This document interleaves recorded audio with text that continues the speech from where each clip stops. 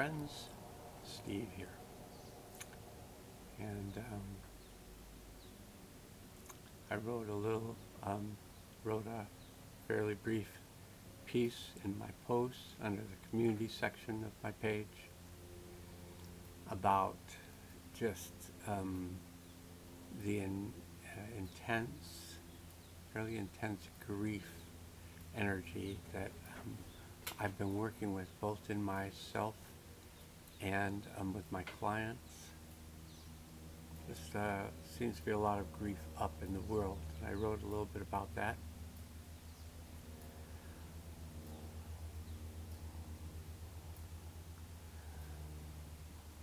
And just briefly last night, I did a process from the book Attuned by Thomas Hubel. I did a process related to connecting to our ancestral line in the exercise. And here's the book, Attuned by Thomas Hubel. And in the exercise I did last night, connecting to an ancestor and paying attention to what we sense, what we feel, what we experience based on what we imagine. So the difference of sensing and imagining is maybe we've heard lots of stories about this ancestor, so when we go back and we imagine connecting to this ancestor, we connect to the stories of that ancestor instead of actually connecting to that ancestor. So according to our relational lines with our ancestors, if it's true, which it is to me, it's true that we never die on a being or a soul level, spirit level. We don't die. Our physical body dies that we inhabit for a period of time. But the being exists. And so if we feel like we can connect to the spirit world or the being world or these ancestral beings that were our progenitors, then we can go ahead and do that. And what they're suggesting in this exercise is that you notice whether or not you're actually feeling, sensing something, or you're imagining something, which you could also feel, sense it from your imagination, but whether or not you're really connecting to this ancestor. So I did this exercise, and I connected to my mother's mother, my maternal grandmother. And I felt a fair amount of grief. Now, her husband passed away when my mother, the middle child, was 13, so she had 2 older brothers and 1 younger sister and younger brother. And so she was 13, so maybe one brother was 15, one was 17 approximately, I think that was it. And a younger sister was maybe 11, a younger brother maybe 9. So I think they seemed like they were all about 2 years apart. I actually got to know all of them, even though they all remained primarily in Alberta, and my father and my mother took their 5 children and moved them to Southern California when I was 6 months old. And I never knew my maternal grandmother because she passed away the year of my birth, right around the time of my birth is when she passed away. So I never knew her on a physical level. I didn't hear too many stories because my mother really didn't talk about her too much. She talked about my maternal grandfather, who she only knew till she was 13, and he passed away. But she talked about him, and I guess I've seen pictures of him, and as a younger man, he and I were strikingly similar looking. So I primarily got my looks from my mother's father.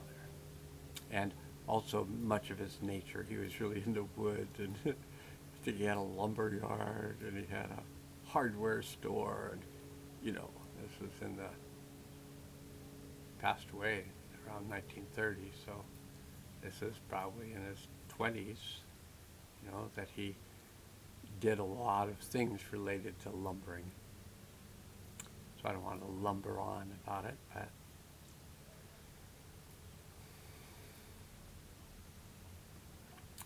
when I woke up this morning out of the dream world, I had spent a lot of time in the dream world working out a lot of ancestral images and emotions related to my maternal grandmother.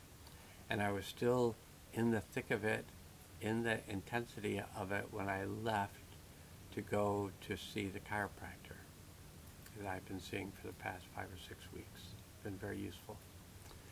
So I went and saw him, and I really opened up about what I was working with, and then he worked with me, and he works for about a half hour, and I just felt like everything he did just like lifted some next piece of those energies off, and then the next piece of those energies off. And if you want to know who he is and where he's located, I can tell you in the comments. But anyway, it's on Whidbey Island, and it's in Freeland, a town just 25 minutes north of where I live. And he's a lovely human being and is really good at what he does, and he's been doing it for 40 years. So he's got some skill. Just 4 years less than I've been doing it. So we both have some skills and some knowledge. And his work is beautiful. It's been very healing for me. But in that session, I just kept feeling another layer come off, another layer come off, another layer come off. And when I got up afterwards, I had told him a little bit about my knees, which had been off and on giving me some issue since I've been going to him. But he asked me how my knees felt, and I said, well, my whole being feels lighter. And my knees I feel fairly bouncy. I feel very light compared to how heavy I felt when I entered his office.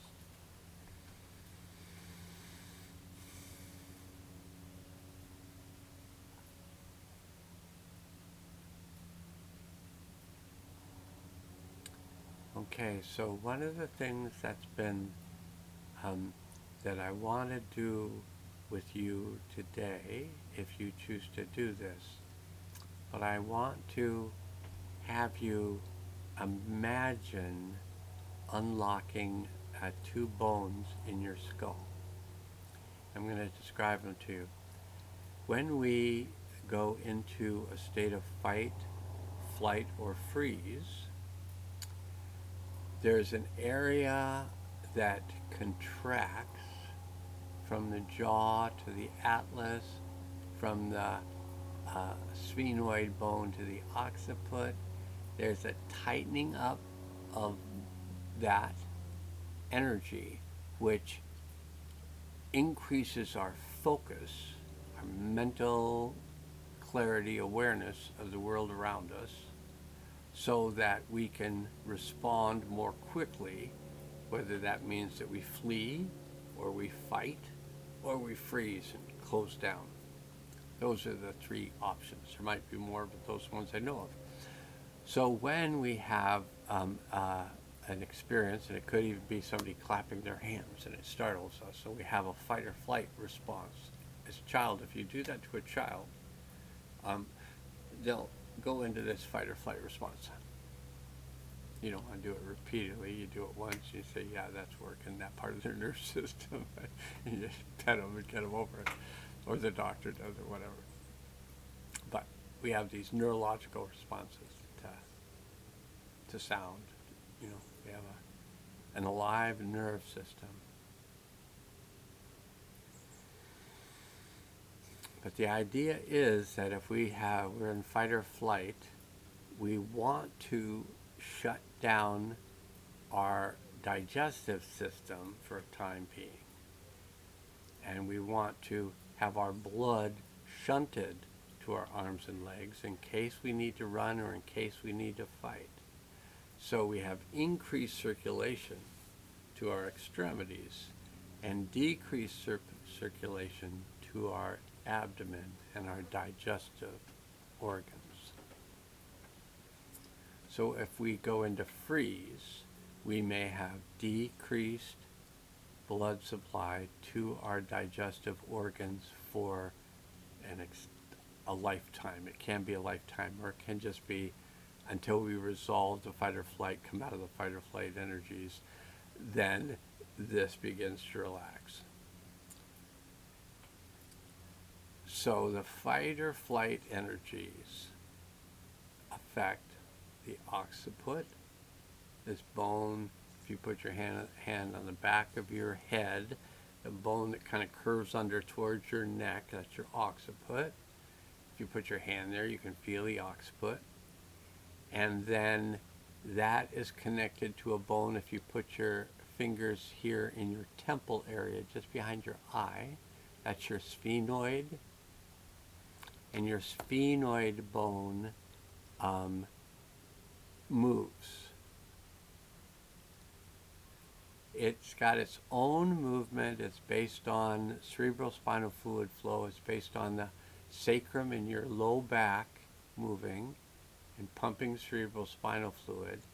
It's made on your cranium expanding and contracting. So when it expands, it has a vacuum pull of the cerebrospinal fluid up into your cranium, keeping your brain fresh.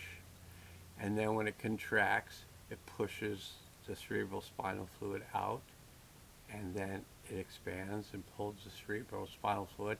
And if your sacrum is in good relationship with your cranium, then those are happening at the same time, and you're getting this good movement of cerebrospinal fluid, which bathes, protects, and nourishes your spinal cord and brain stem.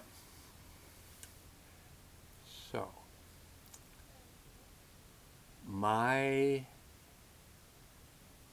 primarily my left ear, although there's been a little bit of action with my right ear, but primarily my left ear has been kind of the eustachian tube, which is the drainage tube of the middle ear, drains into the back of the throat.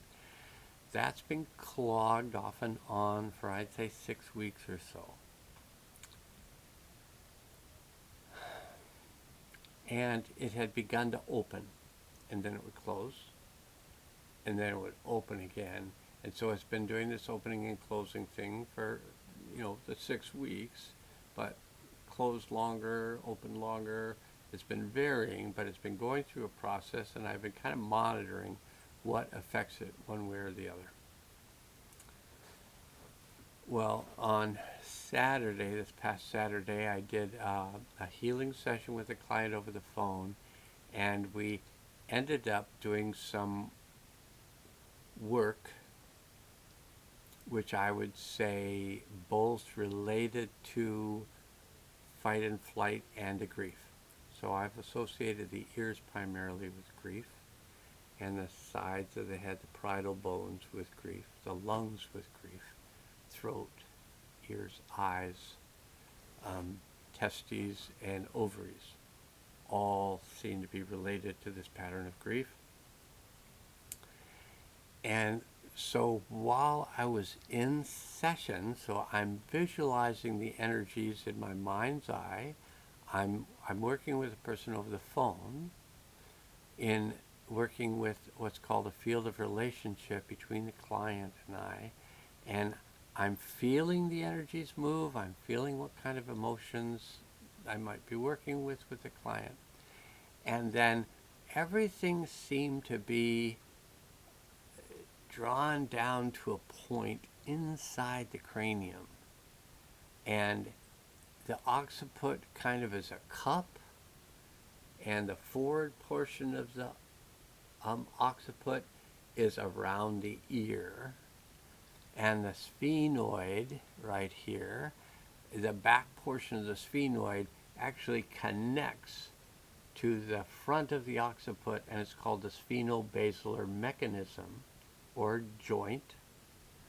And that it faces this direction, but it has this type of motion to that joint, or this type of motion to the joint, or this type of motion to the joint. So these joints are meant to be in relationship to each other and to be flexible and moving. So if one of them, like, or both of them, so typically what will happen, so you have this joint, and typically the occiput will contract and the sphenoid will lock. And when the occiput is contracted, the sphenoid is locked up, the joint is locked up, and it keeps us in fight or flight. Or we might freeze. But it just keeps us in this heightened state of alertness, which if you stay in that state will exhaust you before very long, and you're not going to sleep well. So, in the session on Saturday, I went inside, I mean my own head, but working with the client's energetics. I went inside and found that sphenobasilar mechanism was locked. And so as I had my attention on it and felt the tension holding it, I felt that tension begin to release, and I felt that sphenobasilar mechanism unlock, like you might be feeling this very minute as I'm talking you through it, so you might be doing it for yourself. I felt that sphenobasilar mechanism unlock, and then expand and then release. So the occiput released, the sphenoid released, and my whole ear released. And I went, wasn't that interesting? And it was either the next day, it might have been the very next day, or it might have been, which would have been Sunday, or it might have been Monday. I can't remember. So much has been happening. But I had another client. Again, it was, and this was an evening session. The other one was an early morning session on Saturday, so it could have been an evening session on Sunday or Monday, with another client, and the same thing happened, where that sphenobasilar mechanism felt twisted and locked, and at a certain point in the session, it just unwound and released. And so that might have happened for you again, as you just observed that, because that happens. I'm doing it as I'm talking about it. So you may be like, oh, something just happened in my head. And if it did, then one of the things that I notice is I start to feel more energy in my ears, although more relaxation in my body, because I'm coming out of fight or flight. So that's probably the main thing I wanted to show you that you might do for yourself. And if it takes you watching that little part of the segment a few times and going through that, that contraction, that relaxation, that release of that sphenobasilar mechanism, and you would need to do it a few times, go ahead. Not going to hurt anything. And the more you get your cranial, cerebral spinal fluid motion happening, the healthier is your brain and spinal cord. So the only benefit can be increased function. If you don't want to increase function, just don't do it. Okay, the one other thing I wanted to teach you, which I've taught many times before, so some of you who are newer can just go back to the earlier videos, kind of read the title of it, and if it sounds interesting, watch the video. And a lot of the videos are about healing. They might be about healing sounds or about healing exercises, but every video will be about healing and consciousness. That's pretty much all I'm interested in for the most part, that and petting cats properly. Okay, the other exercise I want to show you before we go is the exercise of what happens if you give yourself more space. So if you think of the distance of 3 feet, that is approximately the length of one arm, and so 2 arms is 6 feet. But if I suggest you go out 3 feet, you're going to go out 3 feet in all directions. So you're going to go out, you're going to imagine you're going to go out the length of your arms. That's just somewhat of imagination. Okay.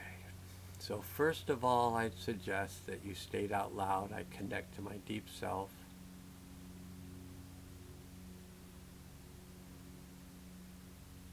Notice what happens. And state, I connect to my higher self.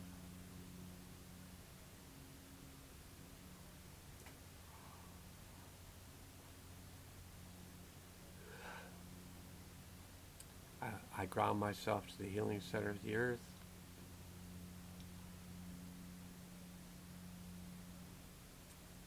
I open to the healing power of the One.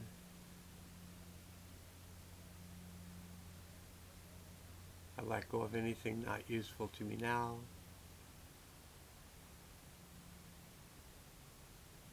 And you can always state, if you want to, that you choose to work with the Hathors.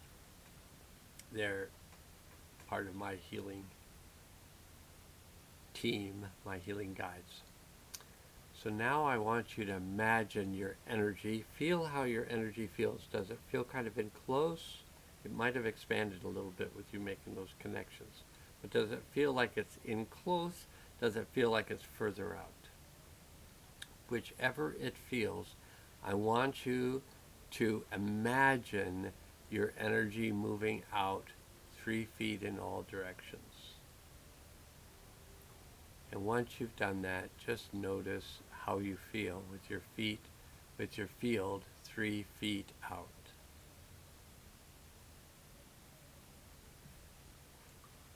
And I'm going to suggest that oftentimes when we get out of our own head, when we really take our energies out further, we feel more space. And in more space, there's more peace. In more space, there's more creativity. And in more space, there's more possibility. So once you've had the experience of what it feels like to be 3 feet out, double that and go to 6 feet. And you can pause this video so you can spend more time at 6 feet. And then when you're ready, start it again and go out to 12 feet. And notice what you notice at 12 feet out.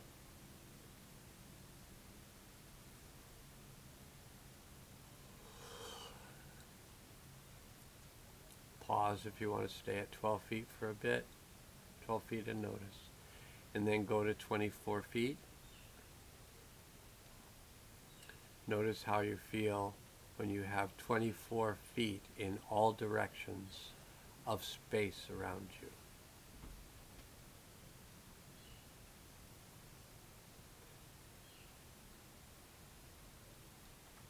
And then when you feel really grounded and integrated with 24 feet of space around you, go to 48 feet. Take yourself out to 48 feet in all directions.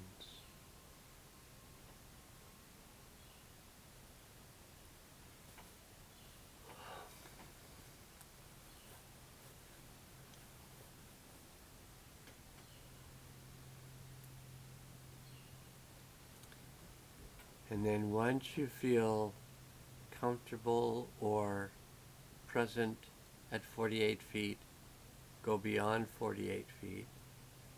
If you can. If you can't, it's okay. But if you can, go beyond 48 feet.